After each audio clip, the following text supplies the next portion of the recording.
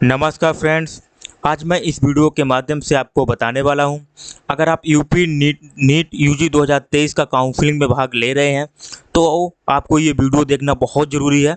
अगर आप ये वीडियो पूरा देख लेते हैं और स्किप नहीं करते हैं इस वीडियो को, आपको कहीं पे स्किप नहीं करना, टोटल वीडियो देख लेते हैं तो इस वीडियो को देखने के बाद आपका एक भी क्वेरी बचने वाला नहीं है। इसमें सारा जितना भी क्वेश्चंस आपके मन में उठ रहा होगा, सारे सवालों का जवाब इसमें दिया गया है। तो एकदम मैं आपको डिटेल में समझाने वाला हूँ और उसके बाद कोई दिक्कत आपको होने वाली नहीं। एग्जाम्पल मैं बता देता हूँ, जैसे कि कोई स्टूडेंट मन में उसके सवाल उठ रहा होगा, अगर वो अदर स्टेट का है और वो यूपी में काउंसलिंग कराना चाह रहा है तब उसको क्या करना है। अगर वो अदर स्टेट का है तो उसने यूपी में 10th और 12th किया है तब वो क्या कंडीशन है, ये सारी मैं डिटेल बताने वाला हूँ। और एकदम ये मैंने वेबसाइट से ही डाउनलोड किया है, यूपी नीट यूजी की वेबसाइट से ही डाउनलोड किया है। ये कोई फेक नहीं है, फ्रेंकली क्वेश्चंस हैं जो आपके मन में उठते हैं। तो ये इन सारे क्यूरी का जवाब मैं आपको देने वाला हूँ। और बहुत सारा आपका इशू रहता होगा कि आपका अगर सिक्योरिटी मनी हुआ या रजिस्ट्रेशन फ़ी हुआ, आपने पे कर दिया, आपका शो नहीं कर रहा था, उस कंडीशन में आपको क्या करना है। सिक्योरिटी मनी आपका जमा हो गया है, आपने 2 बार सिक्योरिटी डिपॉजिट कर दिया, उसके बाद भी अमाउंट शो नहीं कर रहा है या फॉर्म आपका आगे प्रोसेस नहीं आगे हो पा रहा है, तो इस सारी सवालों का जवाब मैं आपको बताऊंगा। वीडियो आपको स्किप नहीं करना, टोटल आपको देख लेना। अगर वीडियो अच्छा लगे तो लाइक जरूर कर दिए और चैनल को सब्सक्राइब कर लीजिए, जिससे मैं जो भी वीडियो बनाता हूँ ऐसा वीडियो बनाता हूँ जिससे आपको कोई भी कन्फ्यूजन है वो आपका दूर होता है। तो सबसे पहले स्टार्ट कर लेता हूँ कि वीडियो थोड़ा लंबा हो जाएगा, तो मैं थोड़ा शॉर्ट में ही बताना चाहूँगा।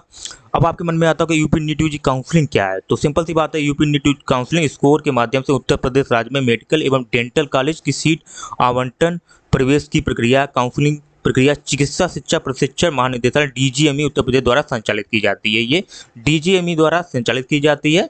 तो ये एक यूपी नीट यूजी काउंसलिंग की प्रक्रिया है। जो कि अगर बात करें एलिजिबिलिटी की, यानी कि अर्हताएँ क्या हैं, अगर आप इसमें आप भाग ले रहे हैं तो आपकी एलिजिबिलिटी क्या रहनी चाहिए। अभ्यर्थी यूपी नीट यूजी 2023 काउंसलिंग के लिए पंजीकृत कैसे कर सकते हैं, तो आप कैसे करेंगे पंजीकरण। अभ्यर्थी यूपी नीट यूजी 2023 के लिए ये वेबसाइट आपका दिया गया है UP NEET.gov.in, जैसे अपना ऑनलाइन आवेदन भरकर पंजीकरण कर सकते हैं। पहले आपको पंजीकरण कर लेना है। अब आपके मन में आता है कि यदि उम्मीदवार उत्तर प्रदेश से नहीं है तो उन्हें कौन से कॉलेज में आवेदन करने की अनुमति है। ये भी बहुत इंपॉर्टेंट पॉइंट है, आप देख सकते हैं। अगर आप उत्तर प्रदेश से बिलोंग नहीं करते तो आपको कौन सा फॉर्म आप भर सकते हैं। देखिए, उम्मीदवार केवल निजी मेडिकल डेंटल कॉलेज आवेदन के पात्र होंगे। अगर आप यूपी से बिलोंग नहीं करते हैं, यानी कि यूपी के रहने वाले नहीं हैं, तो आप निजी जो प्राइवेट मेडिकल कॉलेज हैं उनमें, और डेंटल प्राइवेट मेडिकल कॉलेज, उन्हीं के लिए आप पात्र हैं, उन्हीं में आप एडमिशन ले सकते हैं। अब काउंसलिंग पंजीकरण के लिए कौन से दस्तावेज आवश्यक हैं, ये आपके मन में सवाल उठता होगा।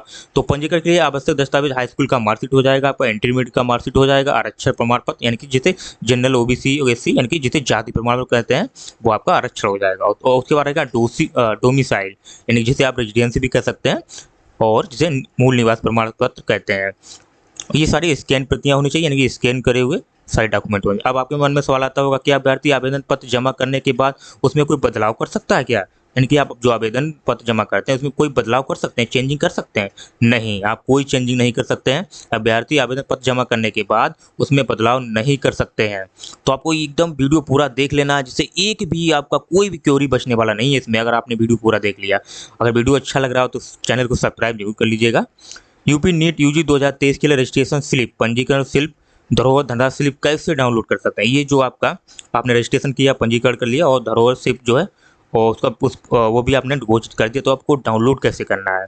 तो सिंपली आपको इस वेबसाइट पे जाना है और पंजीकरण का शुल्क भुगतान, धरोहर धनराशि भुगतान के बाद आप रजिस्ट्रेशन स्लिप, पंजीकरण शुल्क, धरोहर धनराशि के डाउनलोड करने के लिए इस वेबसाइट पे लॉगिन कर डाउनलोड कर सकते हैं। आपको लॉगिन करना होगा और आराम से वहाँ पे डाउनलोड कर सकते हैं। अब आपके मन में सवाल उठता होगा, क्या अभ्यर्थी यूपी नीट यूजी 2023 के लिए ऑफलाइन मोड के लिए आवेदन कर सकते हैं। नहीं, बिल्कुल ऑफलाइन का इसमें कोई प्रक्रिया नहीं है, आपको ऑफलाइन आवेदन नहीं करना है और ना ही आप कर सकते हैं। अब आपके मन में आता होगा यूपी नीट यूजी काउंसलिंग के लिए कौन पात्र है, तो सिंपल सी बात, ये तो आपको शायद पता होगा, जिन अभ्यर्थियों ने नीट में एग्जाम दिया है और वो नीट क्वालिफाई हैं वो इसके लिए पात्र हैं।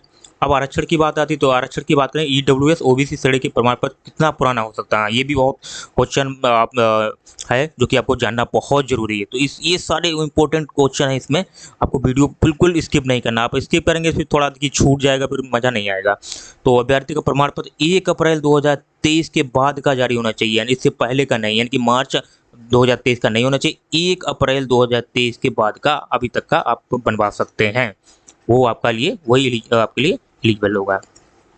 अब आपके मन में सवाल उठता होगा, यूपी नीट यूजी 2023 में ईडब्ल्यूसीडी के उम्मीदवार के रूप में पंजीकृत होने पर क्या निजी कॉलेज के दाखिले के लिए आरक्षण के पात्र होगा? तो निजी कॉलेजों में आरक्षण के लिए कोई प्रावधान नहीं है, इन्होंने साफ कर रखा है, आपको निजी कॉलेजों के लिए कोई प्रावधान नहीं है। ये ईडब्ल्यूएस की श्रेणी की बात हो रही है यहाँ पे।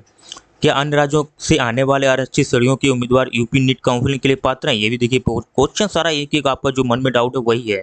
यूपी में आरक्षण के लिए उम्मीदवार के उत्तर प्रदेश से जारी प्रमाण पत्र होना आवश्यक है, यानी कि आपका जो उत्तर प्रदेश से जो प्रमाण पत्र है वो यूपी का जारी होना बहुत जरूरी है, तभी आप आरक्षण के लिए लाभ उठा सकते हैं।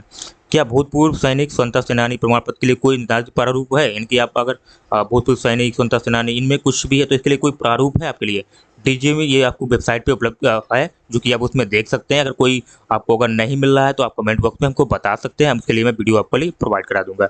यदि अब उसके बाद क्वेश्चन आता है, यदि उम्मीदवार के पास केंद्र सरकार द्वारा जारी आरक्षित श्रेणी प्रमाण पत्र है, क्या वह प्रमाण पत्र यूपी यूजी नीट 2023 की काउंसिलिंग के मान्य है? देखिए कितना अच्छा क्वेश्चन है, क्वेश्चन आपके एक इसमें देख लिए। अब आपके पास केंद्र सरकार का है प्रमाण पत्र, तो आप चाह रहे हैं क्या कि ये यूपी सरकार में क्या ये इसके लिए मान्य होगा? तो इसमें साफ साफ आप देख सकते हैं, राज्य कोटा के दावे के लिए उम्मीदवार के राज्य निर्धारित प्रमाण पत्र होना आवश्यक है। ये केंद्र सरकार वाला आपका नहीं चलने वाला है।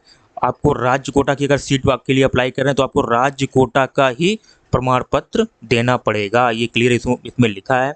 तो वीडियो अच्छा लग रहा है तो सब्सक्राइब जरूर कर लीजिएगा। कितना अच्छा क्वेश्चन मैंने आपको बताया रहा हूँ। यूपी नीट यूजी 2023 की काउंसलिंग के लिए मान्य पीडब्ल्यूडी प्रमाण पत्र कौन सी संस्थान से जारी कर सकते हैं? देखिए ये भी बहुत जरूरी है, कौन सी संस्थान से जारी होना चाहिए? पीडब्ल्यूडी की बात हो रही है, तो एमसीसी काउंसलिंग प्रक्रिया माध्यम से पीडब्ल्यू सीट प्राप्त करने के लिए उम्मीदवार को नीट डिजिटलिटी स्क्रीनिंग केंद्र से किसी भी एक संस्थान से डिजिटल मोड के माध्यम से प्रमाण पत्र प्राप्त कर सकते हैं। नीट डिजिटलिटी स्क्रीनिंग केंद्र से किसी एक भी संस्थान जो उसकी है तो उससे आप प्रमाण पत्र प्राप्त कर सकते हैं, वो आपके लिए मान्य है। और स्क्रीनिंग केंद्रों की सूची यूपी नीट यूजी 2023 के ब्राउज़र पे आपको उपलब्ध है, आप देख सकते हैं उसमें। अब पंजीकरण शुल्क की बात कर रहे हैं। पंजीकरण शुल्क जो होता है रजिस्ट्रेशन की बात हो रही है। यूपी नीट यूजी 2023 की काउंसलिंग के लिए पंजीकरण शुल्क क्या है? तो यूपी नीट यूजी 2023 की काउंसलिंग के लिए पंजीकरण शुल्क 2000 रुपये मात्र है, जो कि मैंने एक वीडियो में आपको बताया भी था। अब यूपी नीट यूजी 2023 की काउंसलिंग के लिए पंजीकरण शुल्क का भुगतान कैसे कर सकते हैं आप? तो भुगतान के लिए सिंपली आप यूपी नीट और 2023 काउंसलिंग पंजीकरण भुगतान के लिए वेबसाइट पर आपको जाना है। डेबिट कार्ड, क्रेडिट कार्ड या नेट बैंकिंग के उपयोग से ऑनलाइन मोड माध्यम से आप अपना पेमेंट कर सकते हैं। और यदि उम्मीदवार का भुगतान प्रविष्टि पंजीकृत धरोहर राशि की डाउनलोड नहीं कर पा रहा है तो क्या करें? ये भी देखिए बहुत इंपॉर्टेंट क्वेश्चन है। वीडियो अच्छा लगे तो सब्सक्राइब जरूर कर लीजिएगा। अब आपका भुगतान नहीं हो पा रहा है तब उस कंडीशन में आपको क्या करना है? हाँ, भुगतान तो हो गया लेकिन आप डाउनलोड नहीं कर पा रहे हैं किसी कार्ड, तो क्या करेंगे आप? साफ साफ लिखा भी है, तो क्या करें? यदि भुगतान प्रविष्टि डाउनलोड नहीं कर पा रहे हैं तो भुगतान सफल नहीं हुआ है। ऐसे में आपको यूपी नीट वेबसाइट पर दिए गए भुगतान गेटवे हेल्पलाइन नंबर पर कॉल करके आपको ट्रांजैक्शन नंबर के साथ प्रदान करना होगा। यानी कि आप हेल्पलाइन नंबर दिया गया वेबसाइट पे, आपको वहाँ पे जाना और टोल फ्री नंबर डायल करना होगा और जो आपका ट्रांजैक्शन डिटेल है उसका नंबर आपको उनको बताना होगा। वहाँ से आपका ये प्रॉब्लम सॉल्व हो जाएगा। यदि उम्मीदवार ने पंजीकृत धरोहर धनराशि का भुगतान 2 बार किया है तो क्या वह रिफंड किया जाएगा? अगर आपसे सिक्योरिटी मनी 2 बार अगर जमा हो जाता है, डिपॉजिट हो जाता है, तो क्या वो आपका रिफंड किया जाएगा? अगर अतिरिक्त पैसे के डीजीएमए के खाते में प्राप्त हुए हैं तो पहले राउंड की काउंसलिंग के बाद उन्हें वापस किया जाएगा। उम्मीदवार को यूपी नीट वेबसाइट पर दिए गए ट्रांजैक्शन नंबर के साथ सभी विवरणों के साथ हेल्पलाइन नंबर पर संपर्क करना होगा। यानी कि जो ऑनलाइन उसमें जो आपको दिया गया है, एक बार फिर से मोड़ लेता हूँ। और अतिरिक्त पैसे डीजे खाते में अगर आ जाते हैं तो पहले राउंड की काउंसलिंग के बाद उन्हें वापस किया जाएगा आपके पास। अगर पहले राउंड का जो काउंसलिंग है उसमें आपको वापस कर दिया जाएगा। और उम्मीदवार को यूपी नीट की वेबसाइट पर दिए गए ट्रांजैक्शन नंबर के साथ सभी विवरणों के साथ हेल्पलाइन नंबर पर संपर्क करना होगा। इनकी हेल्पलाइन नंबर पर आपको संपर्क करना होगा और सारा ट्रांजैक्शन का डिटेल देना होगा। यदि उम्मीदवार ने आवेदन भरते समय गलती से बोर्ड में माता पिता का नाम बदल गए हैं, यदि ईमेल राज समय गलती, तो क्या सुधारने का प्रावधान है? हाँ, ये भी आपके क्वेश्चन, कोई आप माता का नाम, पिता का नाम या ईमेल आईडी कुछ भी आपको गलत हो गया है तो क्या ये सुधर सकता है? क्या इसका प्रावधान है सुधारने का? कोई सजेशन है? सॉल्यूशन है। तो क्या होगा, मूल जानकारी के सुधार के लिए कृपया नोडल सेंटर हेल्पलाइन नंबर पर ईमेल आईडी से संपर्क करें। एक आपका जो नोडल सेंटर है आप उसके टोल फ्री नंबर पर या ईमेल आईडी से आप संपर्क कर सकते हैं, वहाँ से ये प्रॉब्लम आपका सॉल्व हो जाएगा। यूपी नीट यूजी 2023 की काउंसलिंग के लिए क्या प्रक्रिया क्या है, इनकी प्रोसेस क्या है, प्रोसेस की बात हो रही है यहाँ पे। तो काउंसलिंग प्रक्रिया में पंजीकरण, शुल्क भुगतान है, धनराशि हुआ, डॉक्यूमेंट्स आपका सत्यापन होगा, यानी कि वेरिफिकेशन होगा, चॉइस फिलिंग होगी, सीट आवंटन हो जाएगा, यानी सीट अलॉटमेंट आपको जो डाउनलोड होता है वही, और एडमिशन उसके बाद हो जाता है। ये इसकी प्रक्रिया है, ये तो आपको पता है। और यूपी नीट यूजी 2000 के राउंड 1 में काउंसलिंग का परिणाम कब घोषित होगा, तो ये भी आप देख सकते हैं कितना अच्छा इंपॉर्टेंट पॉइंट है। यूपी नीट यूजी 2023 की काउंसलिंग से पहले राउंड का परिणाम 29 जुलाई 2023 को घोषित किया जाएगा। तो उसके बाद यदि मैं उत्तर प्रदेश का निवासी नहीं हूं तो क्या मैं यूपी नीट काउंसलिंग में भाग ले सकता हूं, ये भी देखिए बहुत इंपॉर्टेंट क्वेश्चन है। और यदि मैं उत्तर प्रदेश का निवासी ही नहीं हूं तो क्या मैं यूपी नीट काउंसलिंग में भाग ले सकता हूं? हाँ बिल्कुल आप ले सकते हैं। अन्य राज्यों के उम्मीदवार में भी यूपी नीट काउंसलिंग के भाग ले सकते हैं, लेकिन केवल निजी मेडिकल कॉलेज के लिए पात्र हैं, यानी कि आप केवल प्राइवेट मेडिकल कॉलेज में ही ले सकते हैं। आपको याद कर रख लेना है। तो वीडियो अच्छा लग रहा है तो लाइक जरूर कर दीजिएगा। और अगर बात करूं मैं, यदि आप उत्तर प्रदेश से 10वीं 12वीं पास की है तो आप सरकारी और निजी मेडिकल कॉलेज दोनों के लिए पात्र हैं। यदि आपने 10वीं 12वीं दोनों सरकारी और निजी मेडिकल कॉलेज यानी कि या गवर्नमेंट से या प्राइवेट कॉलेज से आपने अगर 10th और 12th किया है, उत्तर प्रदेश की बात हो रही है, वो वहाँ से किया है। यदि आपने उत्तर प्रदेश 10वीं 12वीं दोनों उत्तीर्ण नहीं की हैं तो क्या आप केवल निजी मेडिकल कॉलेज के लिए पात्र हैं। देखिए अगर आपने उत्तर प्रदेश से 10वीं 12वीं या दोनों उत्तीर्ण नहीं की हैं तो आप केवल निजी मेडिकल, तब आप प्राइवेट मेडिकल कॉलेज ही आपको मिल पाएगा, गवर्नमेंट मेडिकल कॉलेज आपको नहीं मिल पाएगा। यदि आपने उत्तर प्रदेश से 10वीं 12वीं पास की हैं तो आप सरकारी निजी मेडिकल कॉलेज दोनों के लिए पात्र हैं, यानी कि 10वीं 12वीं आपने दोनों की तो आप सरकारी मेडिकल कॉलेज में और प्राइवेट मेडिकल दोनों के लिए पात्र हैं। और आपने 10वीं 12वीं दोनों नहीं की हैं तो आप सिर्फ प्राइवेट मेडिकल कॉलेज के लिए पात्र हैं। और हाँ, ये क्वेश्चन आपके मन में आता होगा, मेरे खाते से पंजीकृत धनराशि काट ली गई है लेकिन पंजीकरण पर्ची धनराशि पर्ची डाउनलोड नहीं हुई, क्या मेरा भुगतान पूरा होगा? अगर आपका पैसा कट जाता है, आप जब डिपॉजिट करते हैं सिक्योरिटी मनी, तो और आपका रसीद जो है वो डाउनलोड भी नहीं होता है, तो आपको इस कंडीशन में क्या पैसा वापस होगा आपका? तो इसका आंसर मैं दे देता हूँ आपको, नहीं। यदि आप पंजीकृत धनराशि भुगतान पर्ची डाउनलोड करने में असमर्थ हैं तो आपको लेन देन लंबित है, कृपया नीचे दिए गए निर्देश के अनुसार इस मुद्दे को बैंक के समक्ष उठाएं। अच्छा, तो यानी कि आपको बैंक से संपर्क करना होगा। आपको इन नीट यूजी काउंसलिंग से जो डीजीएमई वेबसाइट है उससे आप कुछ भी नहीं कह सकते, इस मामले में आपको बैंक से संपर्क करना होगा। यदि आप एसबीआई बैंक की गेटवे लेन देन किया है तो आप एसबीआई के बैंक के टोल फ्री नंबर दिए गए, आप इनको डायल कर सकते हैं, इनसे अपना लेन देन का जो भी है आप कंफर्म कर सकते हैं। यदि आप आईसीआईसीआई बैंक करते हो, इनका नंबर दिया गया, आप इनसे कंफर्म कर सकते हैं। जब बैंक की पुष्टि कर दें आप लेन देन पूरा हो गया हो तो कृपया बैंक की रसीद ले लें और आगे जानकारी के लिए इस काउंसलिंग पर आप ईमेल लिख दें, यानी कि भेज दें इस पर। जब पूरा आपका पुष्टि हो जाए बैंक से ये ऐसा मेरा लेन देन हुआ है, तब आप इस पर आराम से ईमेल कर सकते हैं। एसबीआई बैंक, क्या आपके लेन देन में एसबीआई गेटवे के माध्यम से फेल हो रहा है? तो आपको क्या करना है, अपने web browser Chrome, Microsoft Mozilla हुआ, फायरफॉक्स हुआ, cookies, form, data, website, history, download history, temporary internet file delete करें। ये सारी चीज़ें आपको डिलीट कर देनी है। और समय पर ओटीपी प्राप्त करने के लिए आप मोबाइल को बंद करके चालू करें। अगर दिक्कत कुछ आ रही है तो आप मोबाइल को बंद करेंगे और चालू करेंगे तो समय पे ओटीपी आ जाएगा। यदि आप डेबिट कार्ड का क्रेडिट कार्ड भुगतान करने जा रहे हैं तो कृपया भुगतान से पहले निम्नलिखित बातें ध्यान रखें। देखिए आप अगर अपना पैसा डिपॉजिट कर रहे हैं या इनकी भुगतान क्रेडिट कार्ड डेबिट कार्ड से करें तो आपको ये बिल्कुल याद रखना है। नंबर का की बात करें, जाँचें कि आप डेबिट कार्ड या क्रेडिट कार्ड सीएनपी मोड लेन देन के लिए सक्षम है या नहीं। कार्ड मौजूद नहीं है इसका मतलब है कि ऑनलाइन लेन देन कार्ड के क्रेडेंशियल्स का उपयोग करके किया जा सकता है। यदि आपको कार्ड ऑनलाइन लेन देन के लिए सक्षम नहीं है तो internet banking, online banking application का उपयोग करके सुनिश्चित करें कि अपने कार्ड जारीकर्ता बैंक से संपर्क करें। अगर आपका ये कार्ड जो लेन देन के सुरक्षित नहीं है तो आप अपने जो जहाँ से जारी हुआ उससे आप संपर्क कर सकते हैं, तब जाके आप पेमेंट करेंगे। नंबर का, अपने डेबिट कार्ड का क्रेडिट कार्ड का ऑनलाइन लेन देन सीमा जांच करें कि आपको लेन देन के लिए पर्याप्त, अन्यथा तदनुसार आप डेबिट कार्ड का क्रेडिट कार्ड का सीमा बढ़ाएं। यानी कि जो आप लेन देन करते हैं उसका लिमिट होता है कि आपको इतना एक बार में पेमेंट कर सकते हैं, तो आप देख लीजिएगा उतना लिमिट है कि नहीं। मान के चलिए प्राइवेट मेडिकल कॉलेज में 2 लाख का लिमिट है कि नहीं है, नहीं है तो आपको उसका सीमा बढ़ाना पड़ेगा आपको, तब आपको ये अपना पेमेंट करना होगा। यदि आप इंटरनेट बैंकिंग द्वारा भुगतान करने जा रहे हैं तो कृपया भुगतान से पहले निम्नलिखित बातें जरूर ध्यान रखें। इन बातों को आपको ध्यान रखना होगा। इंटरनेट बैंकिंग लेनदेन सीमा जांच करें। सीमा का मतलब हुआ कि लिमिट जो है कि इतना पैसा एक बार में पेमेंट कर सकते हैं, तो वो आपको जांच कर लेना। पता लगा आप 2 लाख कर रहे हैं और लिमिट एक 85,000 का है, तो आपको दिक्कत हो सकती है। हो ही जाएगी, हो क्या सकती है, ये आपको याद रखना। आईसीआईसीआई की बैंक की बात कर रहे हैं, पेमेंट फेल होने पर लेनदेन स्थिति की कहाँ से कैसे चेक कर सकते हैं। आईसीआईसीआई की बात करें तो आपको इस आप पे जाना है पेज के माध्यम से और लेनदेन की जांच कर सकते हैं, भुगतान रसीद डाउनलोड कर सकते हैं यहाँ से। ये आईसीआईसीआई की बात हो रही है। ये भी बहुत अच्छा क्वेश्चन है। आपको अगर दिक्कत आ रही है तो इसमें आप इस वेबसाइट पर जाकर अपना स्थिति देख सकते हैं, यानी कि स्टेटस चेक कर सकते हैं। इसके लिए आपने नीचे दिए चरणों के पालन कर अनुरोध कर सकता हूँ। अब इनको आपको फॉलो करना है। ट्रांजैक्शन स्टेटस पर टैब पर क्लिक करें, नीचे दिए गए विकल्पों को किसी एक का चयन करें। या तो आप आईडी डालना पड़ेगा, रजिस्टर्ड पेयर मोबाइल नंबर डालना, या नेट बैंकिंग डालना पड़ेगा, यूपीआई के रेफरेंस नंबर डालना, या म्यूचुअल अकाउंट नंबर डालना होगा। ऊपर चयनित विकल्प में का विवरण दर्ज करें। उपभोग दर्ज करने के बाद आपको मोबाइल ओटीपी आएगा, आपको वो दबाना होगा। इस प्रक्रिया के बाद आप लेनदेन की स्थिति देख सकेंगे, भुगतान रसीद डाउनलोड कर सकेंगे। यानी कि इतना आप कर लेते हैं तो आप आराम से अपना स्टेटस चेक कर सकेंगे और अपना रसीद जो है आपने पैसा पेमेंट किया वो आप डाउनलोड कर सकेंगे। ट्रांजेक्शन फेल होने के कारण क्या हो सकते हैं, जो आपका ट्रांजेक्शन फेल होता है उसका कारण क्या क्या हो सकता है।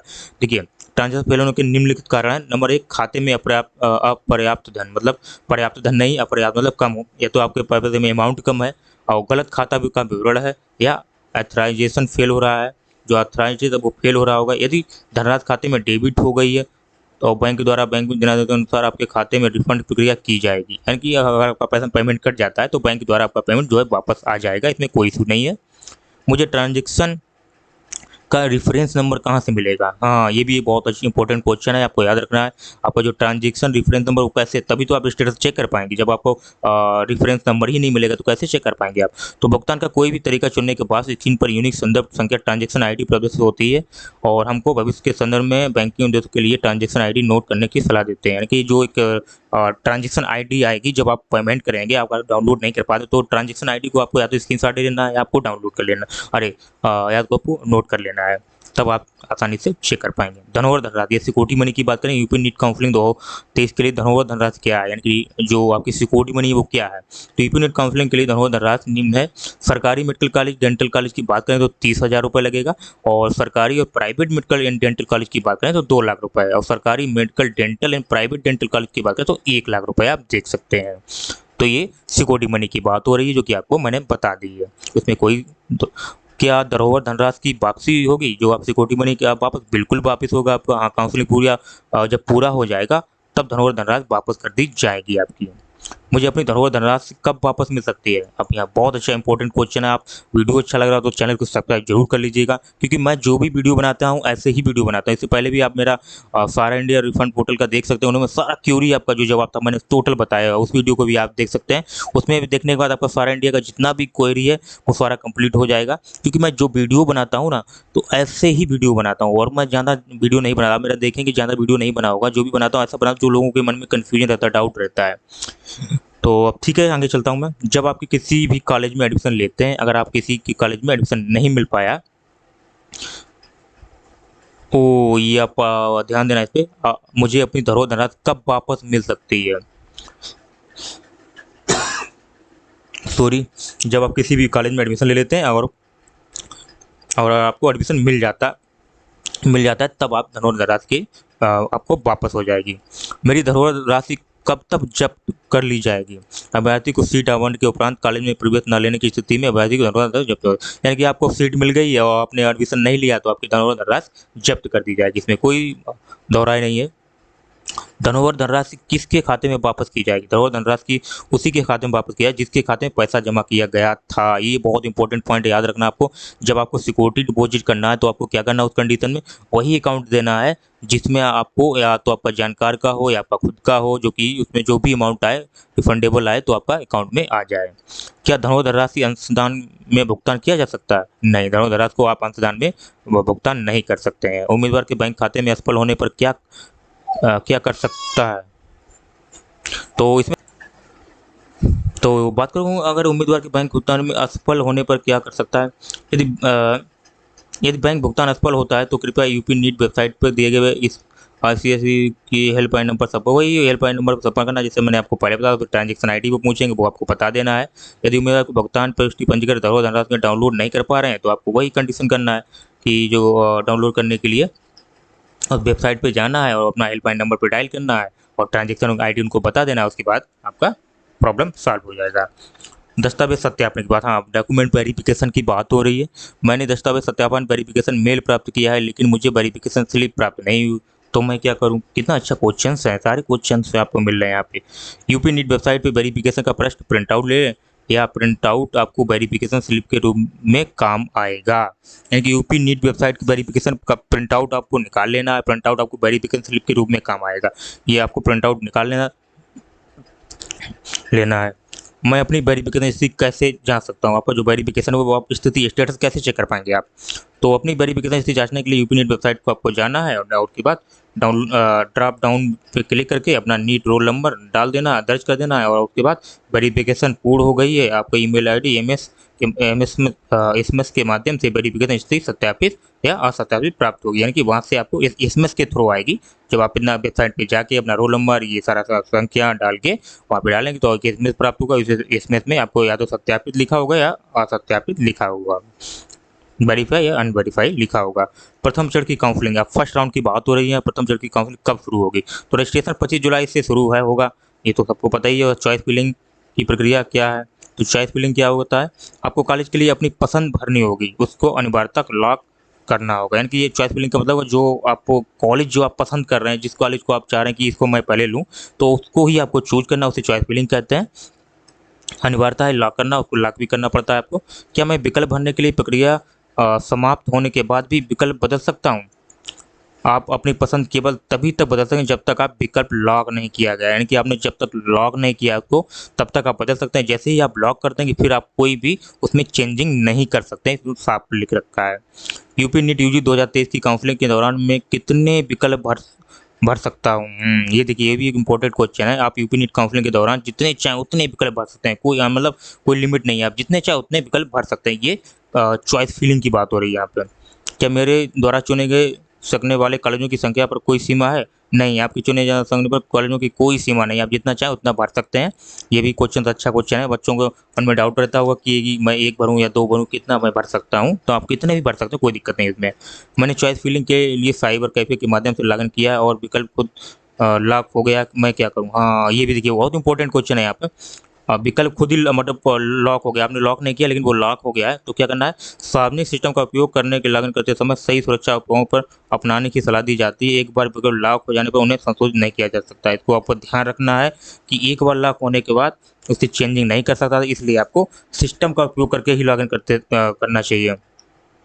उम्मीदवार ने अपने विकल्पों को लॉक कर दिया है लेकिन बाद में उन्हें गलत विकल्प भर दिया है, तब वह क्या करे? वह सही कर सकता है? तो उसको क्या करना, क्या सही कर सकता है? ऐसा हो सकता है। विकल्पों को एक बार लॉक कर दिया गया तो उन्हें संशोधित नहीं किया जा सकता, जैसे कि ऊपर भी बार बार बता रहा हूँ। तो आप संशोधित नहीं कर सकते, चेंज नहीं कर सकते। लॉक होने के बाद कोई चेंजिंग नहीं होने वाली, आपको ये याद रखना है, क्योंकि आप अभी काउंसलिंग कराएंगे फर्स्ट राउंड की, सेकंड राउंड की, मॉपअप राउंड की। तो ये सारी चीज़ें आपको बिल्कुल पता होनी चाहिए। मॉपअप राउंड तक का ये वीडियो मेरा काम आएगा, ये आपको याद रखना है। हाँ, आप पहले और दूसरे दोनों काउंसलिंग राउंड में भाग ले सकते हैं, इसमें कोई दौरा नहीं है। हाँ, दोनों में ले सकते हैं। यहाँ पे बात हो रही थी क्या मैं पहले दूसरे राउंड में भाग ले सकता हूँ? बिल्कुल ले सकते हैं आप। क्या पहले और दूसरे काउंसलिंग राउंड में कोई अंतर है?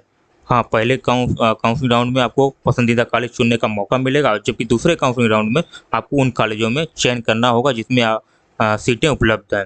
हाँ, ये देखिए, ये भी इंपॉर्टेंट पॉइंट है। पहले राउंड में आप कितना भी कोई भी कॉलेज आप चूज कर सकते हैं, लेकिन दूसरे में आपको जो अलाउड हुआ है आपको, तो उसी कॉलेज में आपको सीट लेना होगा। ये एक इंपॉर्टेंट पॉइंट है। वीडियो अच्छा लग रहा हो तो सब्सक्राइब जरूर कर दिएगा। मुझे पहले राउंड की काउंसलिंग की सीट आवंटित हो गई है, क्या मैं दूसरे दौर की काउंसलिंग में उपस्थित हो सकता हूँ? हाँ, बिल्कुल। उम्मीदवार को सीट आवंटित होने और प्रवेश लेने के बाद चॉइस फिलिंग की दूसरे राउंड की काउंसलिंग में भाग लेने के पात्र होंगे। यानी कि तो आप सीट आवंटित हो गई है, उम्मीदवार को अब क्या करना है? सीट आवंटित हो गई है, प्रवेश लेने के बाद चॉइस फिलिंग दूसरे राउंड का आपको चॉइस फिलिंग करना है और काउंसलिंग में भाग लेने के लिए आप पात्र हो जाएंगे। अब प्रवेश की बात हो रही है, यानी कि एडमिशन की बात हो रही है यहाँ पे। राजकीय कॉलेज में अलॉटमेंट होने के बाद प्रवेश प्रक्रिया कहाँ पूरी होगी? यानी कि गवर्नमेंट की बात हो रही है, गवर्नमेंट मेडिकल कॉलेज में प्रवेश प्रक्रिया कहाँ पूरी होगी? अभ्यर्थी को प्रवेश की प्रक्रिया की पूरी करने के लिए सरकारी कॉलेज के लिए उसी सरकारी कॉलेज में जो अभ्यर्थी को आवंटित हुआ है, मतलब जो आपको आपको अलॉट हुआ, आपको उसी कॉलेज में जाना है, सिंपल सा। और निजी कॉलेज के लिए प्रवेश की नोडल केंद्र पर की जाएगी, जिसका विवरण आवंटन पत्र द्वारा उपलब्ध होगा, यानी कि जो आपको सीट अलॉटमेंट मिलेगा उस पर आपको अलॉटमेंट लेटर मिलेगा, उस पर आपको पता चलेगा, और आपको पहले नोडल ऑफिसर में वहाँ पे आपको जाना होगा। और मेरिट लिस्ट की बात करें तो राज्य की मेरिट सूची कब जारी होगी, 29 जुलाई 2000 से पहले राउंड की काउंसलिंग के लिए होगी। मेरिट सूची कब जारी हो जाएगी, ये तो ठीक है, ये तो इतना बड़ा वो इशू नहीं है, लेकिन जो इंपॉर्टेंट पॉइंट है वही लेता हूँ। शुल्क संरचना, सभी कॉलेजों के लिए फीस जानकारी कहाँ उपलब्ध होगी, तो फीस जानकारी की बात करें तो वेबसाइट के लिंक पर उपलब्ध होगी आपको। यूपी नीट की वेबसाइट जो हम लोग बार बार बता रहा हूँ मैं, उसी पे आपको उपलब्ध होगी। जैसे कि आज आप देख सकते हैं सरस्वती मेडिकल कॉलेज, नहीं सॉरी, स्वाति मेडिकल कॉलेज जो है उसका फी जो है जारी हो गया है, आप देख भी सकते हैं। क्या निजी कॉलेज द्वारा दी गई फीस राशि 5 सालों के लिए समान रहेगी, या उसमें कम ज़्यादा भी हो सकती, बदल भी सकती है। निजी कॉलेजों की फीस, सॉरी ये गलत हो गया, अगर निजी लिखा होगा यहाँ पे, इन्होंने निजी कर दिया है। निजी कॉलेज की फीस दिए गए सच्ची शुल्क का यथावत रहने की संभावना है। उम्मीदवार को शुल्क संबंधित समस्त प्रश्नों की पुष्टि संबंधित कॉलेजों से सुनिश्चित कर लें, यानी कि आपका जो निजी वाले हैं तो आप वहीं में अपने कॉलेज से ही आपको संपर्क करना है। यहाँ इसके लिए बीसीसी को नहीं सॉरी यूपी नीट काउंसलिंग का कोई उसमें रोल नहीं है, आपको वहीं से ही कंफर्म करना पड़ेगा कि आप ऐसा नहीं फीस बढ़ाएंगे या नहीं बढ़ाएंगे, वो लोग बताएंगे यहाँ पे। उम्मीदवार निजी कॉलेजों की फीस रचना कहाँ से देख सकते हैं, यानी कि प्राइवेट मेडिकल कॉलेज का फीस कहाँ से देख सकते हैं। सिंपल सा निजी में फीस रचना की जानकारी उपलब्ध आपको, तो non minority private medical college and dental college, minority private college या माइनॉरिटी प्राइवेट डेंटल कॉलेज, यहाँ से आपको ये जानकारी उपलब्ध होगी। सामान्य ओबीसी एससी एसटी श्रेणियों के लिए कट ऑफ स्कोर क्या है, तो सभी श्रेणियों के कट ऑफ की बात करूं तो बारे में जानकारी के लिए कृपया आपने नीट स्कोर कार्ड को देखें, और स्कोर कार्ड के नीचे लिखा हुआ, यदि उम्मीदवार के पास केवल प्रारंभिक एनसीसी प्रमाण पत्र और मूल प्रमाण पत्र नहीं है तो क्या पहला वाला मान्य होगा। केवल मूल एनसीसी प्रमाण पत्र ही स्वीकार होगा, यानी कि मूल मतलब ओरिजिनल की बात हो रही है यहाँ पे, वही आपका मान्य होगा। यदि उम्मीदवार के पास दस्तावेज स्वीकार कर दिए गए हैं, फिर उन्हें फिर अपलोड करने के लिए विकल्प नहीं है तो क्या करें, यानी कि आपका डॉक्यूमेंट है जो वो आपको स्वीकार कर दिया गया है, तो आप क्या फिर से अपलोड कर सकते हैं, कोई विकल्प ऐसा है तो उसका भी आंसर आप ले लीजिए। अगर डॉक्यूमेंट अपलोड करने के लिए अभी भी समय बचा है तो आप उम्मीदवार आसानी से ऐसा करना चाहिए। यदि डॉक्यूमेंट अपलोड करने की समय समाप्त हो गया तो अपलोड नहीं कर सकते हैं। डॉक्यूमेंट 200 किलोबाइट लिखा है, यानी कि वही केबी का होना चाहिए। तो ये सारा वीडियो सॉरी ये सारा क्वेरी जो था आपका मैंने बता दिया है। तो वीडियो अच्छा लगे तो चैनल को सब्सक्राइब कर लीजिए, क्योंकि मैं जब भी कोई भी वीडियो बनाता हूँ इसी टाइप का वीडियो बनाता हूँ, जिससे लोगों में जो कन्फ्यूजन रहता है, स्टूडेंट में कन्फ्यूजन रहता है, जो भी आपका क्वेरी रहता है सारा इसमें मिलने वाला है। ठीक है, मिलते हैं नेक्स्ट वीडियो में, तब तक के लिए जय हिंद।